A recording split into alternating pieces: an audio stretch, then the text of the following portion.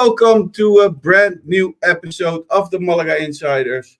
And today is not any episode. Today it's a Scottish episode. Because I have the weather, the Scottish weather, down in Benalmádena. And my two co-hosts tonight are from Scotland. So if you're on YouTube, put on your translations. Because here is Paul Hanahan. Good evening, Chris. How are you doing? I'm doing very well. It's going to be a difficult night for me. It is, yes. Do you want subtitles as well, do you? Yeah, I would love to have subtitles. How has your week been, Paul? Busy, but we're getting to near the end of the week now. 3 days in, so yeah. Almost. Yep. And we're going to another part of Scotland. We're going to Callum. How are you, Callum? Evening, Chris. Evening, Paul. How are we doing, guys? Okay? I think I'm doing very well. How's your week been so far? It's been okay, mate. It's been okay. Been busy with the kids. Try to keep track of what's happening with Celtic now as well. So that's been a bit of a mind boggler that. So, but anyway, we're here to talk about Malaga. But it's it's been a busy week. Been a very busy week. You're wearing a baseball shirt. Dodgers, my man. I think it's the how do you call them? It's a big Playoffs. Yeah, playoffs. Yes. How are the Dodgers doing? They're 3-1 up in the series, so I think one more win and they go through. So they've got a good team, Chris. I reckon they'll probably win it. They've got the best players. They're a good side. The best team there is in baseball, I think, isn't it? Yeah, and they've got Shohei Ohtani as well, who's like he pitches, he hits, he does everything, and he does it to the highest quality. So it's very hard to beat a team when you've got a guy like that. I knew that when I was young, I was about 11, 12 years old. They had a Japanese guy. Yeah. I don't know what his name is. I don't know, as I say, I only know the current guys, and I know that most of them are quite good. And a lot of they've got a lot of Cubans as well. Cubans seem to be good at baseball, so it's good. It's been a good series to watch. Sometimes the baseball can be a bit boring, but this has been okay, to be fair. So. Well, we're not here to talk about baseball because I don't care about baseball at all. If there's one sport I find boring, it's baseball because probably every sport that comes from the USA to our friends and listeners from the USA, it's nothing personal. It just all goes too slow for me. Business. Their football is slow. Baseball takes ages before a match is over. The only sport I really like from the States is basketball because that's pretty quick. But we're not here to talk about other sports other than Malaga Club de Football because I think we are happy, but there's always a but. Mm-hmm. We have no idea what's going on. Yeah, pretty much. Malaga's back to winning. They won 4-1 against Andorra. The week before we've lost.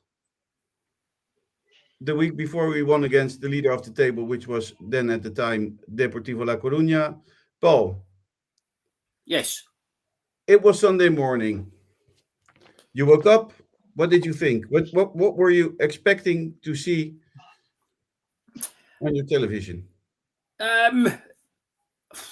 Well, very good question. You never know with Malaga, do you, really? Andorra have been playing okay, but you think you're playing at home against a team like Andorra, you're thinking you're hoping you're going to be picking up 3 points at home, but as I say, anything could happen. The performance against Deportivo was fantastic, and then we get thumped again, and Pacers and position is in doubt once more. But you're hoping that you can pick it up at home, which has been a fortress for us this season. It's our away form that's let us down. So yeah, you're thinking that okay, we're at home against Andorra, we should be able to pick up 3 points, but you're not confident on it straight away, are you? What did you expect, Callum? To be fair, I expected a reaction. I did expect a reaction after the defeat the week before, and I didn't expect that kind of reaction, but like Paul says, the home form seemed to be night and day to what we're getting away from home. I just don't understand why it's so much different to the results at home to the results away from home. I mean, is it the way the manager's setting the team up? Is it the confidence of the team when they go away from home? It just seems to be like, why can't we apply that kind of performance away from home? That's what I can't really get my head around. Again, great performance, but I just don't see why we can go from Deportivo, great result, and you go away from home, poor result, and then we go home against Andorra, and it's another great result. 8 goals in 2 games at home. 7 goals in 2 games at home, and then the away form. It's just I really don't understand it, but very happy with the performance on Sunday. Yeah, and result. Well, let's start with the lineup. There were a few changes. Alfonso Herrera was on goal. We had Victor Garcia on the right back. Then we had Javi Montero and Diego Murillo in the center of the defense, and the left back was Rafita. Then on the midfield, we had Dani Lorenzo. And here's another change. Darko Brazanak came instead for Juanpe. We had Joaquin Munoz. Carlos Doutor made his debut. And David La Rubia and we had Chupete. Any surprises in that 11? For me, I thought, well, I mean, Juanpe's been playing well. I thought I was harsh on him being dropped. But on the flip side of that, people have been asking why Brassnack hasn't been playing. And there's a bit of questions whether he's actually been Pellicer's signing or not. And I think we spoke about it as well. He's got that quality and that experience, so it was a bit puzzling why he hasn't been starting. So he comes in, which was fine. But I think Juanpe getting dropped was harsh on him, to be honest. Doutor instead of Rafa, that was a bit of a shock for me, but I don't know why that was. And as I think I've said before, Doutor's jury's still out for me on him. But the rest of the team positions pretty much pick themselves with the injuries we've got. Well, what didn't change was, of course, Malaga picking up its 3rd red card in a row. That seems to be a new thing. David La Rubia scored in the 19th minute, which was the only goal in the first half. And then just into the second half, it was Darko Brazanak with a foul on the center of the pitch, which gave Malaga, which got him the red card. Malaga were down to 10 men. After 49 minutes, were you worried? Was it did he deserve the red card, Callum? Good question, Chris. Me watching it, I think he was unlucky. It was a second late. Obviously, his foot was high, but when you watch it, he's looking at the ball. He's not, there's no malice in it at all. He's looking at the ball. I just think he's just been a split second late. But the minute your foot's that high, you're giving the referee a decision to make. So, and nowadays they kind of fibbles are going to be your foot's high on the opponent goes down the way he does. It gives obviously the reaction just gives the referee a decision to make, I think. But it was unfortunate. He was just obviously late. He was just late in the tackle, and obviously that close he can't pull out. Once he's committed to that tackle, he can't pull out.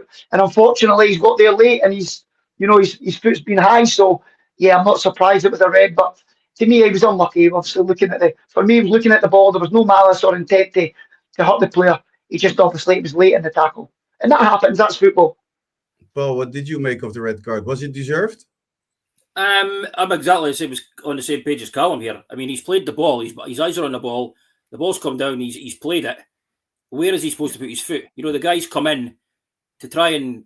I mean, he was never going to win. The opponent was never going to win the ball. But with his momentum, he's carried himself into Brasanak's space, if you like. Brasanak's played the ball. His foot's high. He's caught the guy on the thigh. He's unlucky, but as Callum says, if you catch a boy that high up the thigh with your studs, the referee's always got to look at it and send you off, and it is unlucky, but by the letter of the law, yeah, it's probably a soft red card in terms of being unlucky, and this is where the referees playing football helps. If they've actually played the game, they'll know the momentum and there's no malice in it. But yeah, I think it's a red card, albeit a hard one.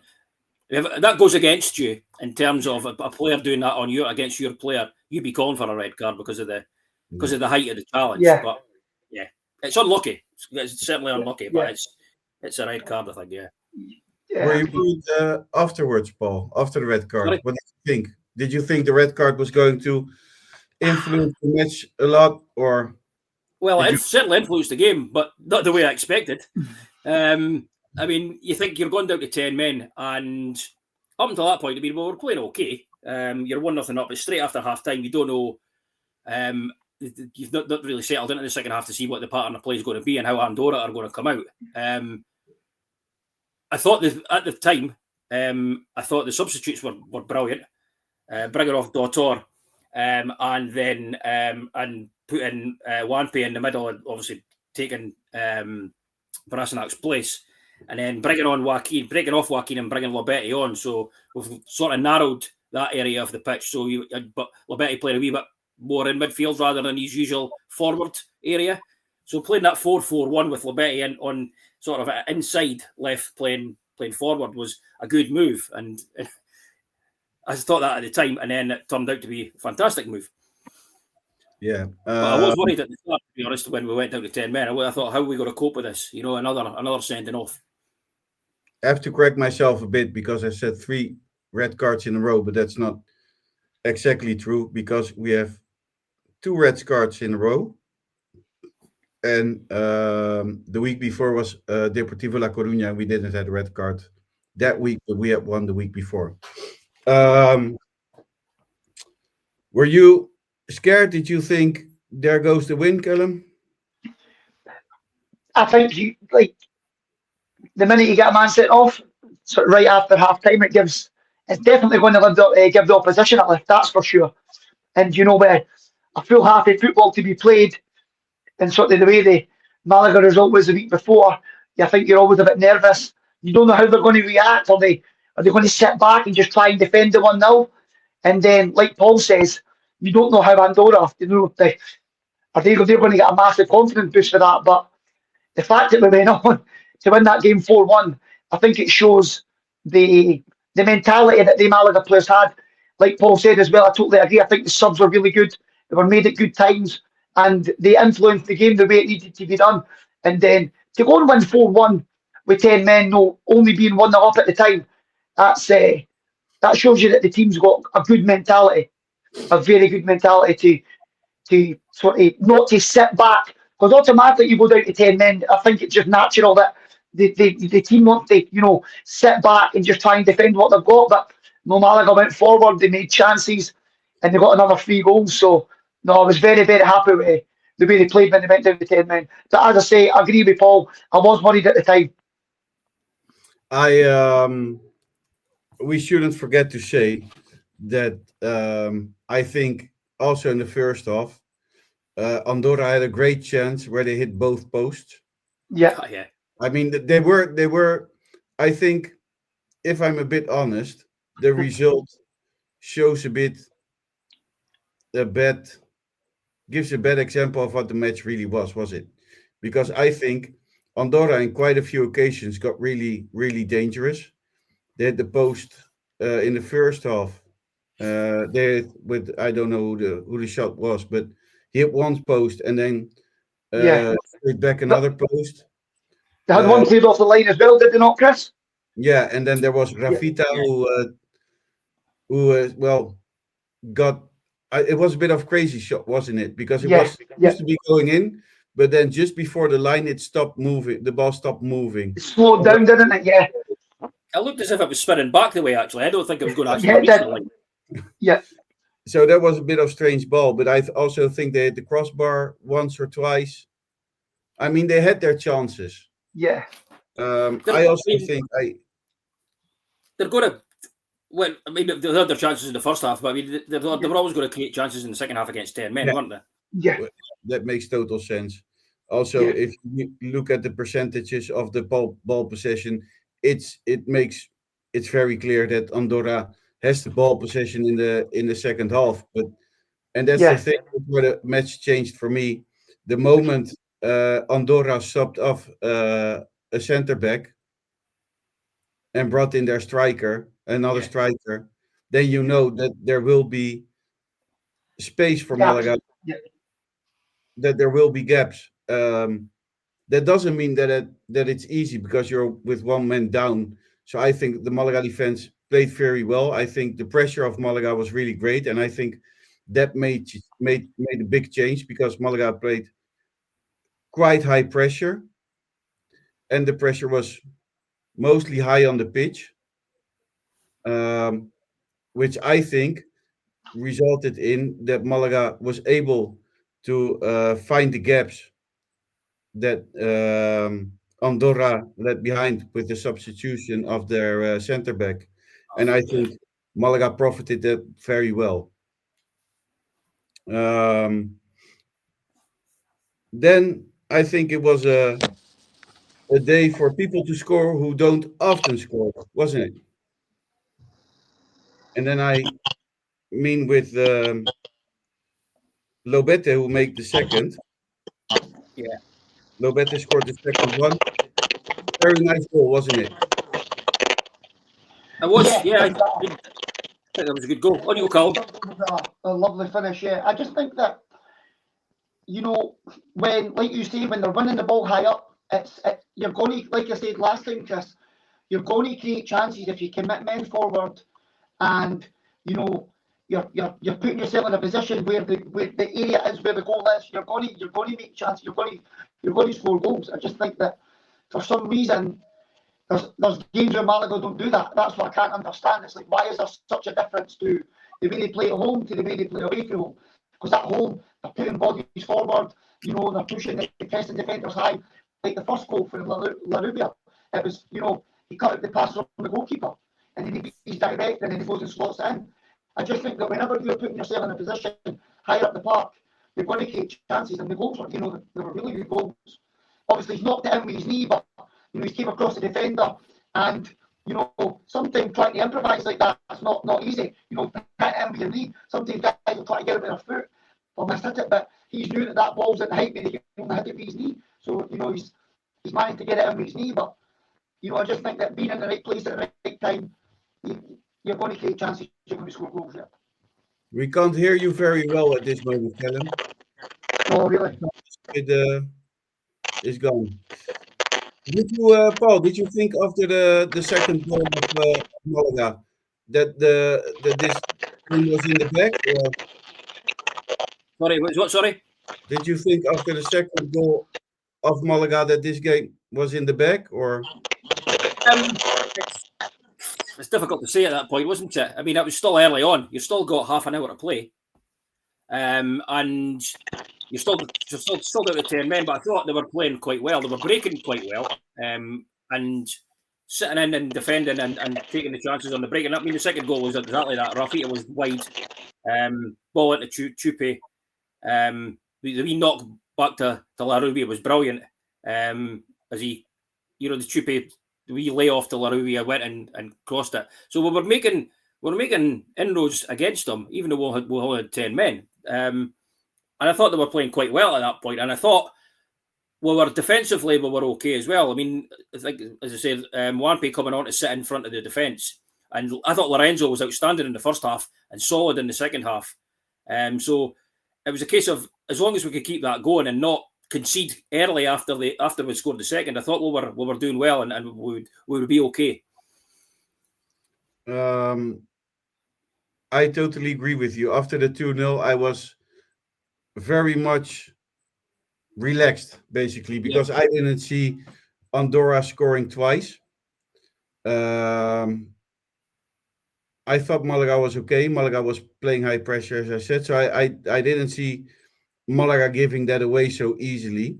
Yeah. I think Malaga played actually very well. And I think for me, the big difference is, and I think you said it earlier, is the way Malaga subbed. Yes. The choices Pellicer made a lot of difference, and also in the match away against Leganes, it was where Montero got the red card. Yes. Yeah. Mm-hmm.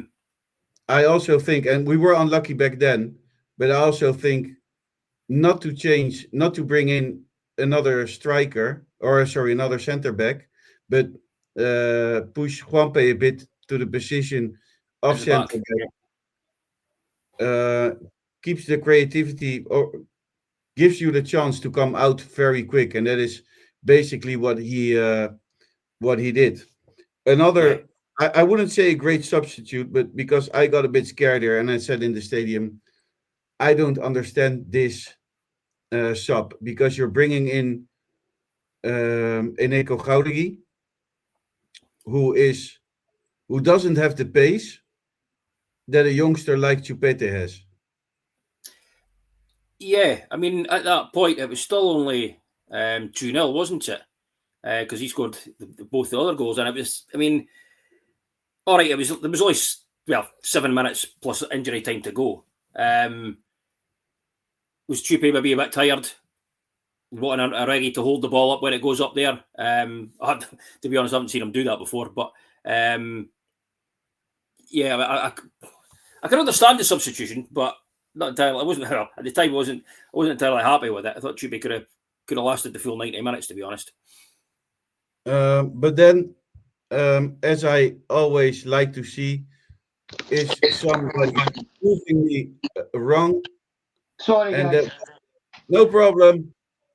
Caleb is back. Everybody, sorry for the Yeah, for somebody phoned and the headset disconnected and I tried to get it back on and there was crackling. It was a whole bloody thing. So I'm back now. Can you hear me better yet? yeah. We Yes. Perfect. the cracking is gone, What's that, and Chris? it's back. As long as you sit still, everything is fine. Don't move. Yeah, perfect. Keep your hands on your knees. Don't move. Because the moment you move, we hear the cracking. Yeah, we don't want The firecrackers are back on. But I like when I'm being proved wrong. Eneko did that pretty well. What did you think of his performance, Caleb? It was good. I think, yeah, as I say, for me, everybody was, played really well. I don't want to start like individually picking out certain players. Obviously, there was guys who scored goals.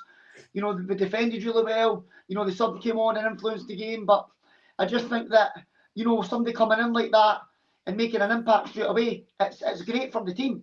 It's when people are coming in and are maybe not doing great or they're not performing to their level, but that's what you expect for your players, Chris. You expect to be, whether you're starting or coming off the bench, you want everybody to play their part. That's all you expect. And then even if they're not having a great game, you just want them to give 100%. But the fact that there's been a performance there, then that's what everybody expects. That's the standard now. They've now set their standard, so let's not let that drop. I just think that performance was really good for me. Yeah. Paul, he signed with Malaga knowing that he's not the first striker. He probably also knew that he's not the second striker. He knew he was signed to be the third striker. I mean, he's getting a chance earlier. Obviously, with Nino's injury, and Chupe's playing up there on his own at times, or sometimes with Labete as well. So you could even argue he's not even third; he could potentially be fourth, because Labete's been starting in that position that we were playing sort of two up front with Chupe. But up until the weekend, he's not had that much of a chance. But when he's come on, he hasn't really impressed me in the performances he's had so far. So to do what he did at the weekend, was pleasantly surprised. Yeah, the first goal was a goal from the left side where he puts the ball up in the net. But the second goal, described to me, because I've been thinking all day. I have to record this podcast. I'm not a native English speaker. Paul, describe the goal for us. Honestly, I don't think he knew what he was doing, to be honest. I think, but in hindsight, I said that was my first reaction when I saw it, and that was what I texted Matt as well because Matt had texted me, says, "When did he turn into Ronaldo 9?" But I think his first initial touch where he sort of backheeled, I think he meant to knock that past the defender and run onto it. I don't think he got enough on it, and then improvised when it didn't go far. And then he cut across the back of the defender, got lucky when it got off the defender's heel. He sort of miscontrolled it into his path and then slotted it past the keeper. That's my take on it anyway. I'm not going to lie. For me, it was 99.9% of luck. Because if you are such a player who can do those things very well or have those actions, you wouldn't be playing in Malaga. I mean, let's be honest. I think it was most of his action was a lot of luck. But what I like best about the goal is how he set it up. Because what most people didn't see or might have seen, but forgotten because of the tricks he did in his action. He is the one who's getting who is picking up the ball on the midfield, and then it's him who set it actually up. There's a few passes back and forward with, I can't remember which player it was, but that's what most stood out for me. What do you think, Callum?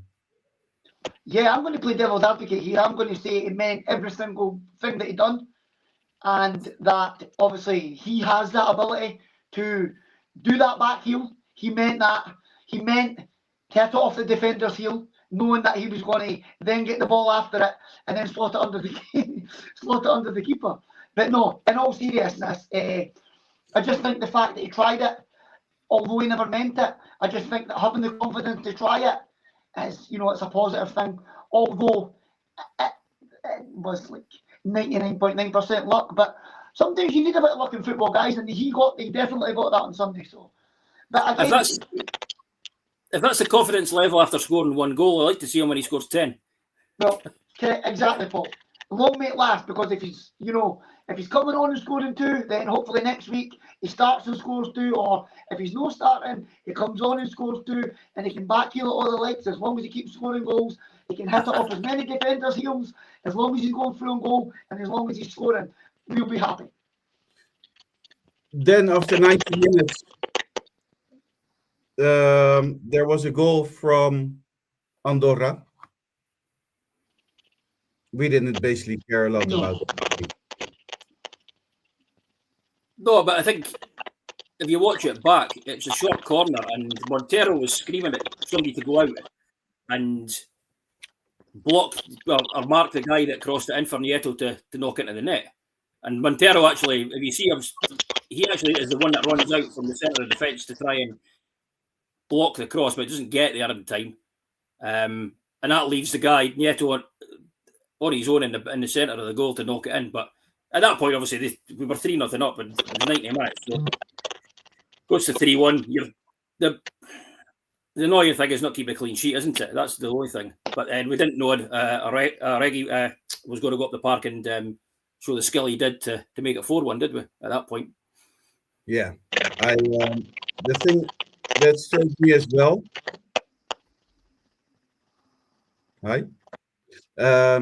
is that, and that's the ugly thing, because the atmosphere was great. Everything seemed great. I'm removing you again for a second, Callum. Technical problems at Callum's end. Yeah. Everything seemed fine. The atmosphere was great. The result was great, but there was also another match being played in Malaga, or not in Malaga, in Spain. And I think some Malaga fans, or supposed to be Malaga fans, left the stadium a bit early to see that other match in Spain being played. Right, yeah. That's horrible, isn't it? Absolutely, yeah. Yeah. Either if you're supporting, you're a Malaga supporter, you go to the match, you stay to the end. Yeah. And we've had this debate before about supporting other teams, and but I think it's fine when you support other teams. You can have two teams, and I think because I had a discussion once with a friend that he supports another club in Spain. I won't say the name, but a real big one, the Galacticos, and but he also supports Malaga, and he says, "Well, I love Malaga because it's my city, and I support the club." And he says, "I'm seeing more Malaga matches than Madrid matches, but I can't help it. I just feel love for both of them." Is that possible? for me, no. Okay. Yeah, for me neither. In a word. I mean, I can understand that you're a fan of a team in another country, like you're from Dundee, and you support Dundee United, not Dundee. Let's make that clear to everyone. Yeah. You support Dundee United and not Dundee. But I support Feyenoord. I think we all support a different team in our own countries. Yes. But I also think it's a bit odd when you support two teams in one country. And I think when you're in a stadium and you see one of your teams play and they're not doing so well throughout the season, I think it's a bit disrespectful to leave when the match is still going on. So I found that a bit early. 99% of the stadium stayed, but after 70 minutes, I saw people walking out of the stadium, and I think, That's quite sad, yeah. yeah. Have you asked your mate, Chris, if Malaga play Madrid, if they get back into the top league or get them in the cup, which team he's supporting? Good No. question. I also don't dare to ask because I'm not that kind of person, but I respect everybody with his own choices on supporting a football team. So I also Very don't make a big point of it. Very diplomatic of you. Yeah, everybody should support who he supports. So Malaga won. We are happy, I guess. Oh, definitely, yeah. Yeah. Everybody's happy. The thing for me, Chris, is, and Callum sort of touched on it earlier on, we played the second half with 10 men, yet the second half performance for me was the most attacking I've seen them for most of the season. I know we sat in a bitty, but to draw them out a bit, but the pace and the ambition to go forward was night and day from what I've seen in other games. Attacking wise. It's bizarre. I totally agree. Yeah. There was a whole different Malaga we've seen last Sunday. The question is, because that's a bit topic, because there are people saying still Malaga should have lost so we could kick out Pellicer. There are people who are saying, well, you see, everybody back on the Pellicer boat. Yep. What do we make of his situation? Because he's still in. He won 2 games. Yeah. But in some way, for me, it feels like it's just waiting before Malaga till Malaga loses another 2 or 3 matches and then sack him. I mean, it's not, to me, it doesn't feel like a really, really nice situation we are in with the manager. What do you think, Paul? No, it's not. It's not a good situation to be in, I suppose, as a club, to have that uncertainty all the time. And adds pressure, doesn't it? A couple of bad performances from the players, and they feel responsible for that, and the potential pressure on the manager. But I think we beat Deportivo. We weren't great against Leganés when we went away from home, but we've beat Andorra with 10 men in the second half 4-1.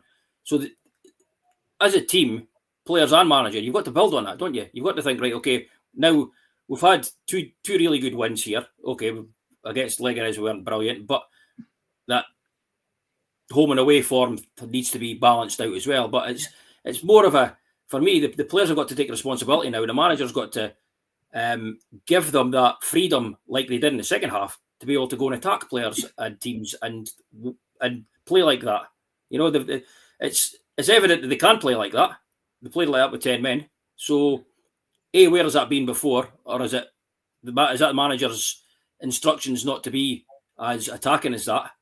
Or if it's not, then the manager should be instilling that in the players. So, well, there's the rewards for the attacking play. We need to keep that going now, and we need to build on that to take us up the league. I totally and it's like, so the pressure on the manager, but it's been off their making up till now. But there's a way out of it for them, Do you think it can help the pressure, Callum, to, I don't know, does this pressure might help Sergio Pellicer to, I don't know, play more attacking football? Is this a wake-up call for him? I just think there's certainly something there where, like, the performances at home. You can see that they're a lot different at home than they are away from home. I don't know what it is, and like I said to Paul, and like Paul just alluded to there, is it the instructions that he's given them when they play away from home? He's not giving the players the freedom to go and express themselves the way he does when they play at La Rosaleda. It's just, for me, it can't help them, because it's like we get one win at home and then we're getting beat up. Like, we're 1 win and 5 away from home. That's no good. Do you know what I mean? We've scored two goals away from home all season. But then we can score, like, we can smack teams at home. So it just shows you the goals are there. So why are we not able to put that into practice when we go away from home? So to me, football's a result-based business, and he's getting results at home. But then again, there's always going to be pressure when we're so inconsistent, and that's the problem. I think everybody here will agree we're so inconsistent. Like, don't get me wrong, you go away to Butake. I don't think anybody at the start of the season is expecting Malaga to go there and win. I think they've got the biggest budget in the league, or one of the biggest budgets in the league. So the fifth biggest. They're expecting, their ambitions at the start of the season would be to get promoted straight back to La Liga. Leganes. So I'm not really looking at that. Didn't get me wrong, Chris. The way Leganes had been playing, me and you said it, we were looking to go away to home and win. But in hindsight, it's losing away to Leganes probably isn't a bad result based on the fact that where they're looking to be. But at the end of the day, I do think Pellicer he needs to get more consistency from the players, 100%. Because you can't go from that on Sunday to what you were getting the week before in Leganes. Like Paul said, there needs to be some kind of balance somewhere. We can't go for...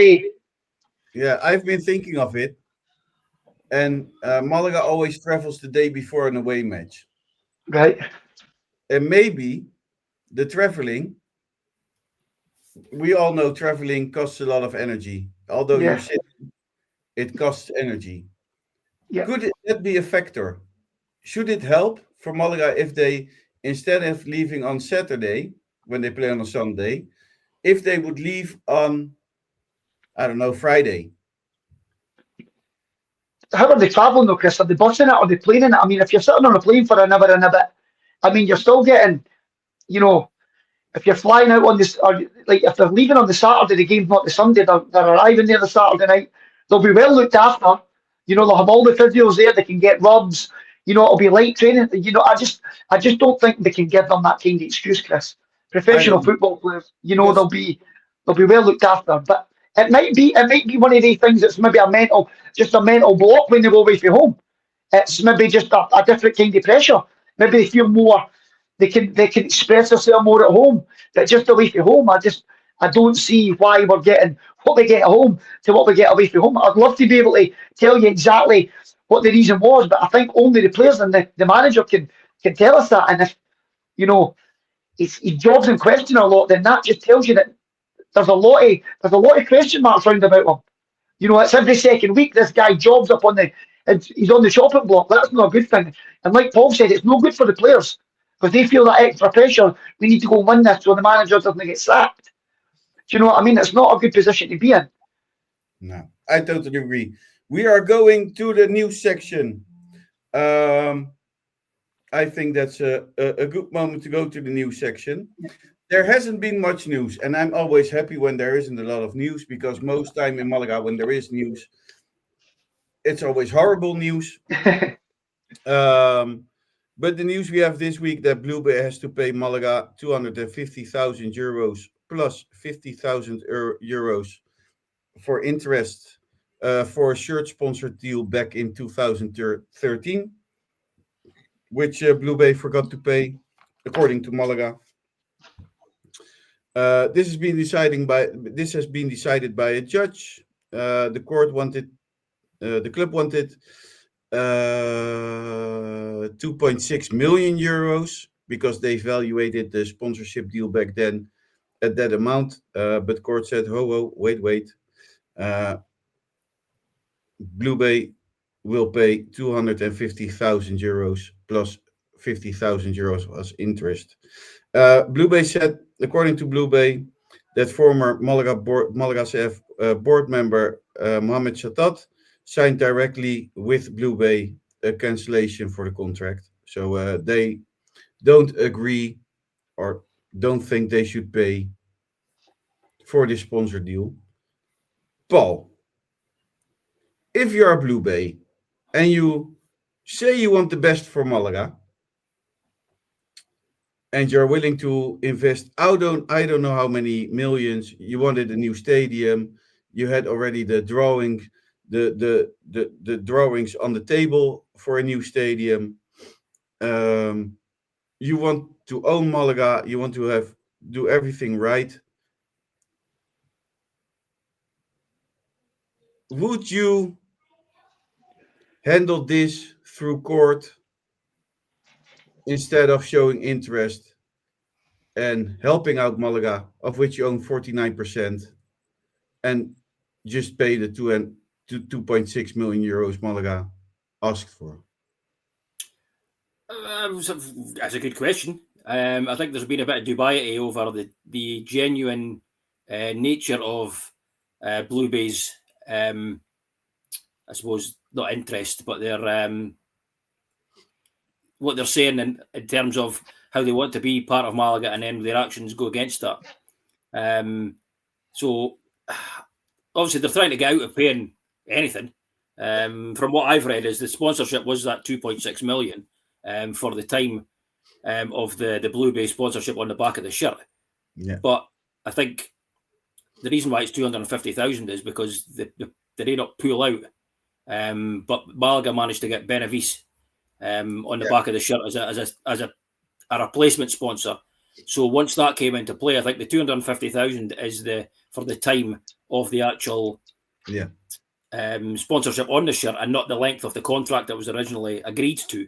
So they're getting out of paying 2.6 million because Malaga managed to get another sponsor for that part of the shirt.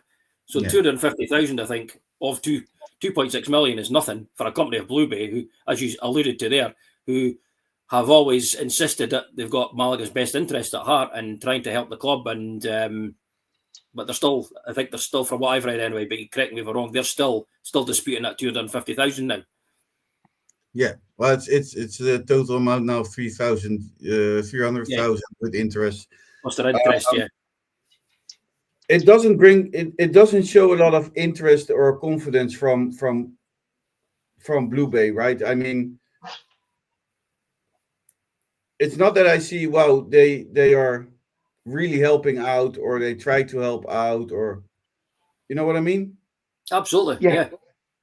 It doesn't. They don't give. Their intention is not to give the Malaga fans a lot of confidence, and I think after the Malaga fans have been going through over the past years, I think if you need to do something, is to bring back the confidence in owner, or they own 49% of the shares. They want to be owners.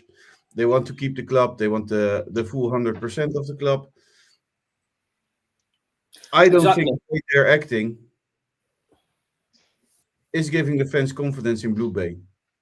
Absolutely. I mean, if the 250,000 to a company that size is peanuts, you know. Yeah. And I mean, their words, as you say, Chris, their words are, we want to invest in the club, we want to take the club forward. But then when they've been asked to pay 250,000 as part of a sponsorship deal that they signed, and it's only 10% of the actual value of the contract that they signed. They're trying to get out of that as well. So their words, their actions don't match up with their words, do they? Really? They don't mean a lot. We go through to the next bit of news, and we don't have much news. Atlético Malagueño lost 1-3 against Águilas FC. It's going to be a very difficult season, or it is already a very difficult season for Atlético Malagueño. They have to find a way to avoid relegation, because they worked for this promotion so hard. To see them relegated again would just be very, very bad and sad for them, but also for the club, but because it's important.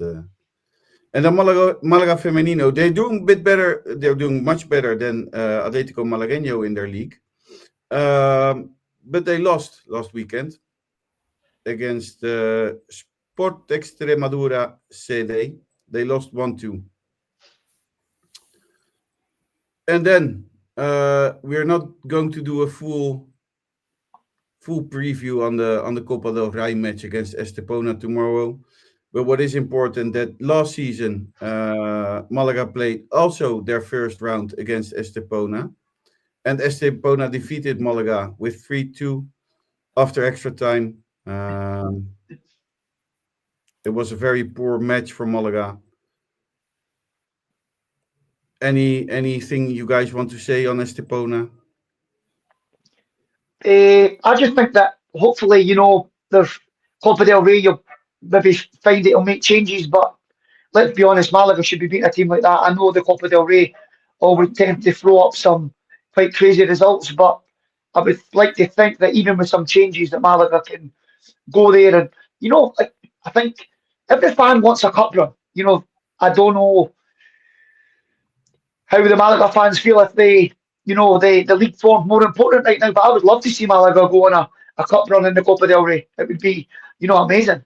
So I just think that, away to Estepona, go there, get a good result, keep the confidence from there. When, once you keep racking up wins, you don't want to keep going forward and back, one win, one defeat, you want to just keep wins build confidence. Do you know what I mean? So I just think that it's a big opportunity to give maybe squad guys a chance, guys who maybe haven't had a lot of minutes, and go there and get a positive result. That's what I hope anyway. That's what I'd like to see. Paul, what do you think? Copa del Rey, Estepona away, first round. I mean, as Carl says, wins build confidence, and giving guys more minutes, and even guys that are in the on the periphery, that bring them in and give them minutes as well. But I'm torn between that and just concentrate on the league, to be honest. Although having said that, I mean, a couple of years ago, went on a good run and we got La Real at home. So that was a good run there, and it gives you that added bonus of playing against a bigger team and seeing where you are, because obviously the ambition of the club is to get into the top league again. Getting a big goal. So getting a draw against getting as far as you can to get a draw against one of the top teams is your ambition, I think. So yeah, I mean, it is what it is. I would obviously guard against it. We got beat from them last year, and they're at the same level as Orense, who beat Oviedo last night. So anything could happen, But and just going back to Callum's point there, I think I was reading Pellicer saying in an interview today that, because he was asked that question about guys on the periphery, are they going to get minutes and stuff? I think he said that Hightam will get some minutes, but he's not going to be a definite starter. Aaron Ochoa Maloney might get some minutes as well, but he's not looking to change anything too drastically and give minutes to some of the youngsters. So it's an opportunity for them to come in if he was wanting to do that, but I think he's wanting to try and keep the same nucleus of the team that's been playing over the last couple of weeks, to give them like that confidence, and more game time. And after the weekend there, if you can get that another good performance under the belt, and having that a bit more confidence, if we can score a couple of goals, then that's all to the good, I think.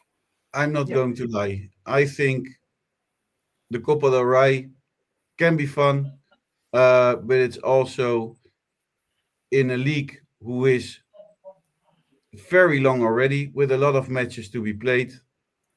Um, a big physical thing can be a big physical thing within time. I don't see Malaga winning the Copa del Rey. Yeah. No. Of course, I would You'd love to really see it, but love to yeah. see Malaga win the Copa del Rey, but I don't think they will. Now we play against Estepona, who are just 49 minutes away from La Rosaleda.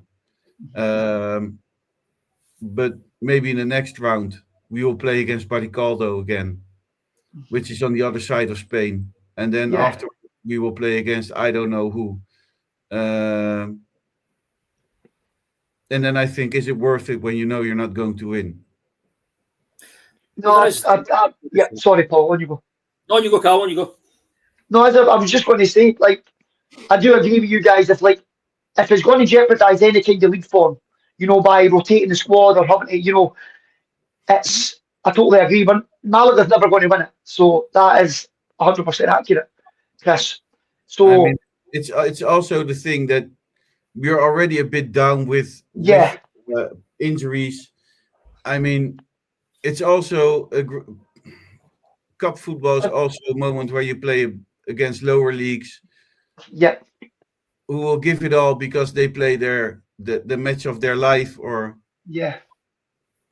I don't It's a know. double-edged sword, isn't it? It's like you want to continue winning, but then again, you don't want to jeopardise the sort of the league form because look, you Yeah, know yourself, we're not in the greatest of positions right now. We could be doing like a couple of solid wins just to climb that bit higher and get away from that. We're still early in the season, I get that, but the more you're just hovering above the relegation zone, you're sort of just staying there. It's always worrying. There's always pressure, extra pressure.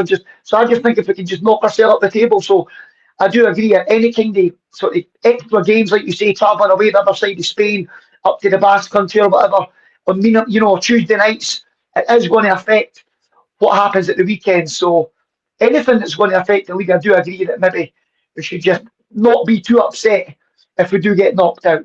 But as you say, I think it's another thing. It's good to keep the wins, racking up the wins. But as I say, it's a two-edged sword. You can look at it both ways, I suppose. I It's hope not I great hope. as well. Sorry, Chris. It's not great as well. That means it's up. You're playing on Astro stuff as well, aren't you? So Yeah, Well, that's yeah, yeah. that's another thing. Yeah. That's I hope another. they will win tomorrow. Let's at least go through one round. But I don't know. I find it a bit hard because if you ask me, when do you want to reach the quarterfinals of the Copa del Rey, or do you prefer playoffs? Yeah. My Yeah. question is really easy. My question would be playoffs. But I mean, would it mean that if Malaga came so far, it would affect on the leagues, on how the league is going? And that is something we don't know. Yeah. So it's Absolutely. At also some yeah, a difficult at topic. some point you probably would. Yeah. I think the later the later on in the round you go, you're going to be playing against better opposition. So, you're going to probably find that the players against better opposition will tire, so for the weekend. So yeah, that probably will have an impact at some point if they do continue to go through the rounds. But as I say, it's one of the things where it's good to, you didn't want to get put out in the first round. I don't think that's a good confidence booster. But like you say, we'll just need to wait and see what kind of lineup he puts out tomorrow and take it from there. And if it does have an effect on the team on Sunday, then we know that maybe the cup runs maybe not something that we're looking to have. Well, I will be there tomorrow, making a video for the Gearycast. I Perfect. will I will be on pitch side, so I hope to upload the video tomorrow night after the match, and if not Friday morning, it will be out. So if you want Amazing. to see some Malaga Insider away day slash video from the match against in the Copa del Rey against away at Estepona, then keep an eye out for our YouTube channel because I will post it there, or on our social media because I will post a link there. More important is Sunday. Because Sunday we play against the club who sacked 2 of the Dutch managers they had in 1 year. Last year, it was Dikkie Taka, who had to make room for Johan Plat. And if I remember correctly, Dikkie Taka was the first manager that was sacked in last season's Segunda División. I think you're right, yeah. And this season, before anyone else could sack their Dutch manager, Castellon did it again. And they didn't wait very long because they sacked Johan Plat on the 16th of September. I mean, there is some moment. You should evaluate the season before, right? And I think when the season ends in June, you have the whole month of July to look back at the previous season. When you forget that and you just go on, then there is a big chance that on the 16th of September, the manager who started your season has to leave. Because how can you sack a manager on the 16th of September? Can anyone explain that to me? Well, they didn't start very well, did they? That's probably why. Yeah, but the season started end of August. Well, I mean, up to this, they lost the first 2. They drew against Zaragoza, which in itself, the way Zaragoza are playing just now, is inexcusable. They lost at Cordoba, and then they drew against Ceuta up until when he got sacked. And then when they sacked him, they won 3 on the bounce. I've just played devil's advocate here. Yeah, but it's within a month. I know. Season starting. I know. I'm joking. That's but ridiculous. Just looking at the results gives you, I suppose, gives them some justification. Yeah, it does sound a bit like an itchy, like Paul says though. You're looking at the results, and if he's carrying over bad form for last season, but then again, you look at what you're saying, Chris. Like three games into the season or whatever it was, and then they sort of pull the trigger on the guy. Some,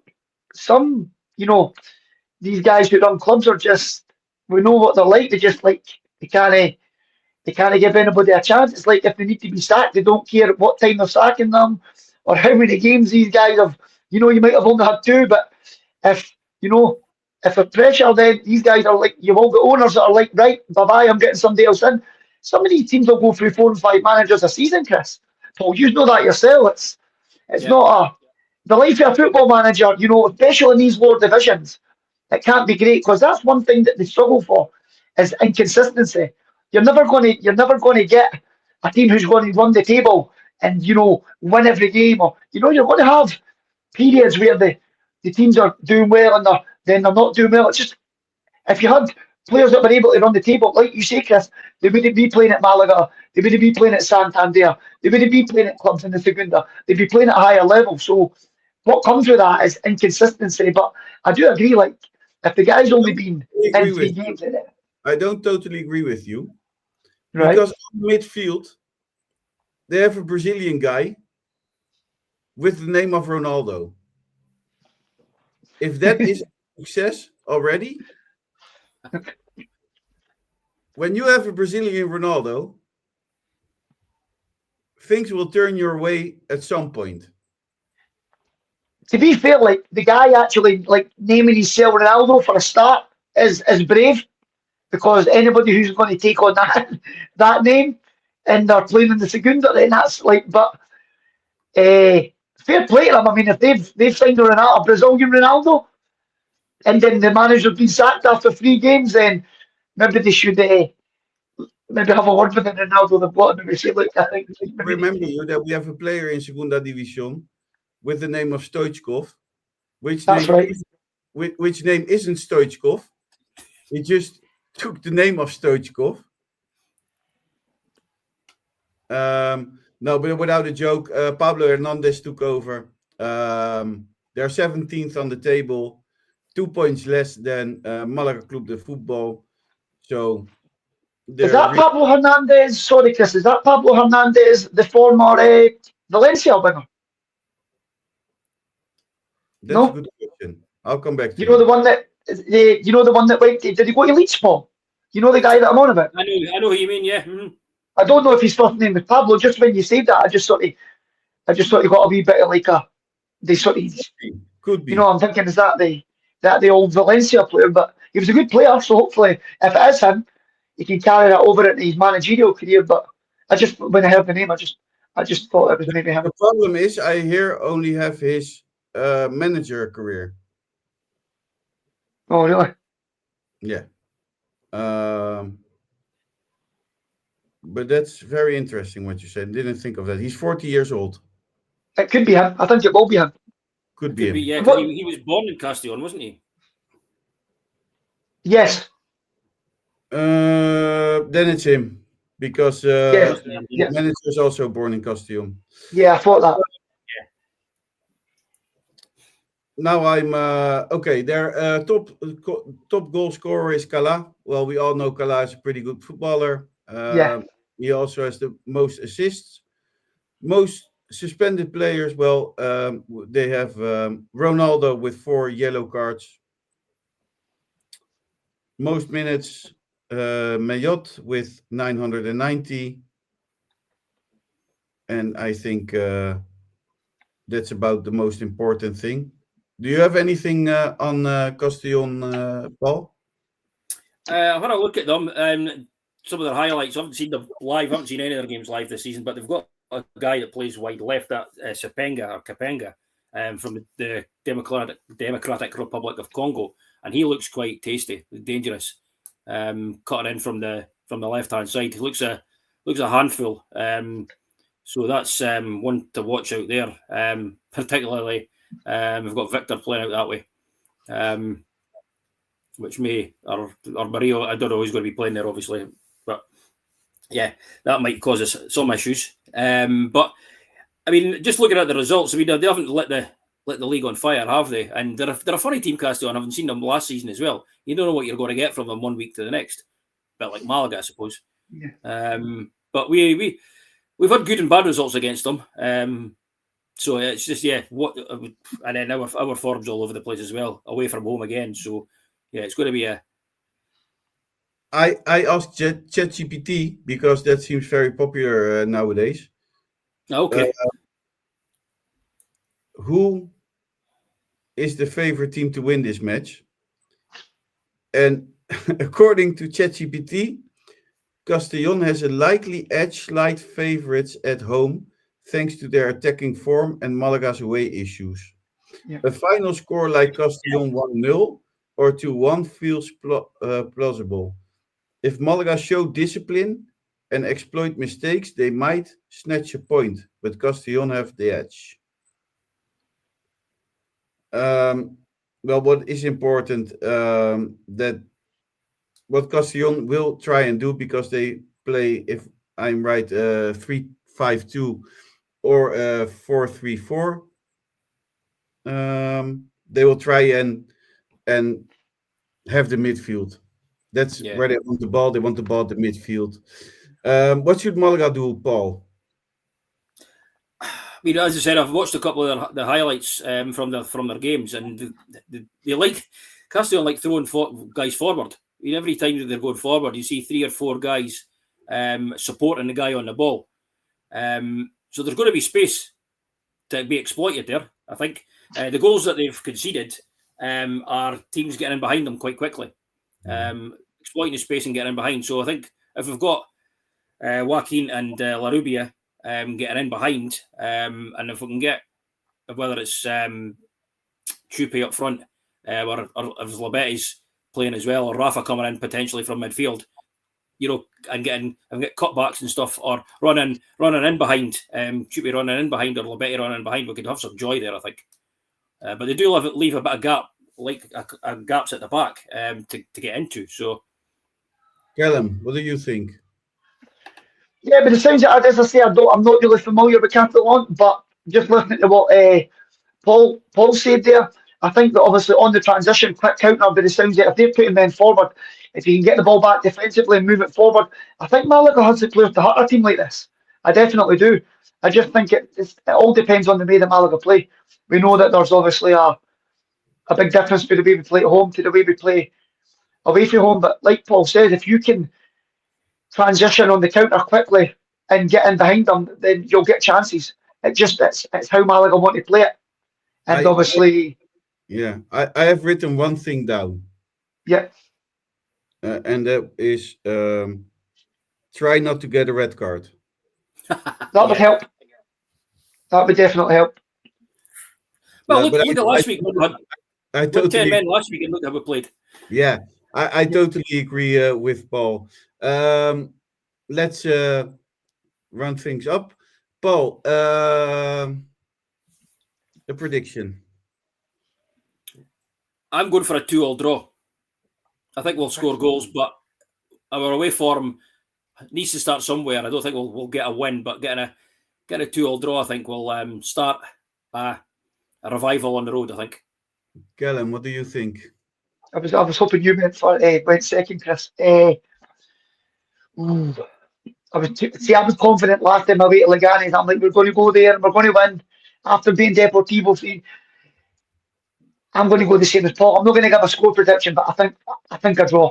I think a draw. I don't think a draw is a bad result. Away from home, as long as you're not getting beat, I think that's it's a good starting point anyway. So I'm going to go for a draw. I'm Team Pellicer. I'm on the boat. The boat is sailing off. Chuk chuk. We're going all the way. Difficult. 2-1 win for Malaga. Is that why Love it. we're not playing well away from home then, Chris? Is it because we're taking boats everywhere rather than trains or flights? But this Taking time tourist by boats. by Pellicer boat, and I don't think we're going to win, but I want to stay positive. Malaga will win 2-1. Is he driving the boat, Chris? Does Pellicer drive the boat, or does people just jump on and it's If just he's called the Pellicer? if Is he's he the captain driving it? of the board, He's got the hat on. we will win. And I love it. I love it. on the way back, I'll make it into the love boat. Uh, well, we always end the story with our cultural bit. Um, and today I have the story about the village. And not just any village in Spain. It's the village where the home of the Giri army is. Benalmádena. Long before the music and chatter drifted across the terrace of Bar Ibenza, before the lights of Arroyo de la Miel flickered into the night sky, this land was silent. A rugged corner of the southern Iberian coast where the first humans carved out their lives thousands of years ago. In the shadow of Mount Calamoro, the Cueva del Toro oh, bears the earliest whispers of a story. Inside, archaeologists found flint tools and faint cave paintings, the mark of hunters who lived here 15,000 years ago. As the climate softened, new settlers came, sowing grains, taming goats, and naming the hills that still cradle the town. Then came the Phoenicians, seafaring traders from the east, drawing by the promise of minerals and salt. They hugged its rocky coast, building small ports and salting fish in clay vats. The Romans followed, and near today's Torremuelle they built factories for salted fish and garum, a prize sauce exported across the empire. Roman coins and towels still turn up beneath modern villas. Reminders of a time when this coast hummed with industry. But the name Benalmádena that came later from the Arabs who ruled Al Andalus for nearly 18 centuries. They called it Ibn al Madin, sons of the mines, a tribute to the iron and ochre buried beneath. that was it for this week. Paul, thank you. Thanks as always, Chris, and Vamos Malaga. Callum, thank you for joining. Guys, been a pleasure being on with you. Thank you so much. Vamos, Malaga. Vamos Malaga, Paul. Vamos Malaga. Again. Yeah. Vamos Malaga. Yours. Callum, please leave your fireworks home next time we record. This was the Malaga Insiders. My name is Chris Marquez. Thank you for listening. Thank you for following. Don't forget to subscribe on YouTube, and don't forget to give us a rate or a comment on your podcast platform, because that helps a lot. This was the Malaga Insiders. Vamos Malaga.